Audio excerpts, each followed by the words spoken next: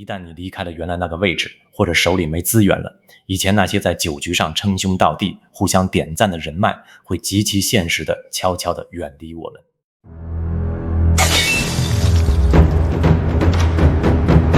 天天在酒局上称兄道弟，拍着胸脯说有事找我。可我们试过在深夜2点不聊业务、不谈利益、不开玩笑，打电话给一个人去借钱吗？最近全球各大社交圈里爆发了一场叫社交退火的情感讨论。打开小红书，打开 Reddit，40来岁的中年人都在倒苦水。一旦你离开了原来那个位置，或者手里没资源了，以前那些在酒局上称兄道弟、互相点赞的人脉，会极其现实地悄悄地远离我们。人过中年，我们以前最得意的社交资产，到了关键时刻可能连个屁都不是。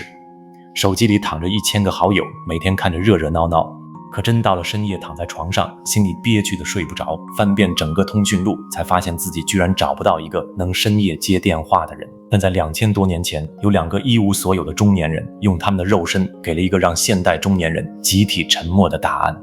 他们一个叫左伯桃，一个叫杨角哀。那是一个天下大乱的冬夜，大雪没完没了的下着。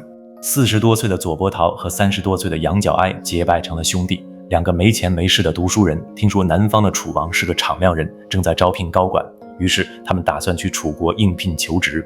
但那年的暴风雪，即便穿越到2000年后的今天，仍然比任何人预想的都要冷。走到半路，大雪封山，他们没干粮了，身上的单衣全被雪水泡透，在寒风里冻成了冰甲。2人的嘴唇发紫，体力消耗到了极限。前方是一个看不见活人的荒山岔路口，彼此明白，如果继续一起走，绝对走不出这座山。今天晚上2个人都会冻毙在路边，这是一个死局，是2个人一起死，还是留下一条命？左伯桃走不动了，他坐在一棵巨大的枯树下，开始清醒地算账。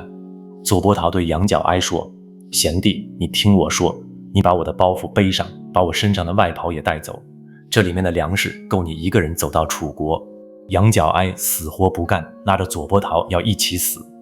左伯桃一把推开他，盯着他的眼睛说：“别闹了，哥哥，我今年40多了，身体本来就不好，我的学问也比不上你。如果我们2个人今天晚上全死在这儿，连个给咱俩收尸的人都没有，你活下来走到楚国当了官，那就是我们2个人都活下来了。我们大好男不能死得像一堆杂草。”说罢，左伯桃根本不给杨角哀反驳的机会，手脚并用地爬进了那棵枯树的空树洞里。他坐在树洞里，把自己身上最厚的外袍脱了下来，叠好推到洞外，自己只穿着一件最单薄的内衫，蜷缩在冰冷的黑暗深处。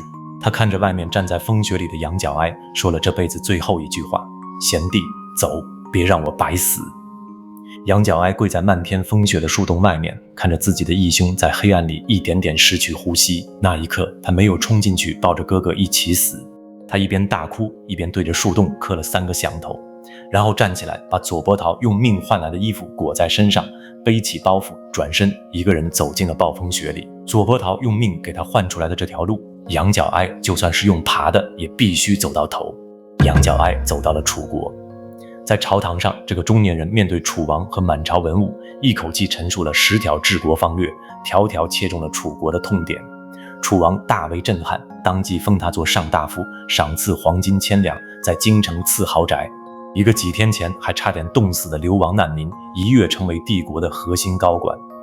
换做普通人，第一件事肯定是赶紧请客吃饭，去巴结更有权势的大佬，去建立全新的人脉圈子，享受后半生的荣华富贵。但杨角哀一件都没干。他拿到官位和赏赐的第一天，扑通一声跪在了楚王面前。杨角哀一边哭一边说：“臣今天的这身官服不是臣自己的本事，是臣的哥哥左伯桃用命和衣服把臣救出来的，求大王给臣告个假，臣要去接我哥哥。”他带着楚王赏赐的人马，原路返回了那片荒野。扒开树洞，见到了去世多日的左伯桃。杨角哀大哭着跪在地上，满手是血的刨土，重新安葬了左伯桃。安葬完那天，杨角哀在坟前摆了丰盛的祭品，倒满了酒，再次跪倒在地。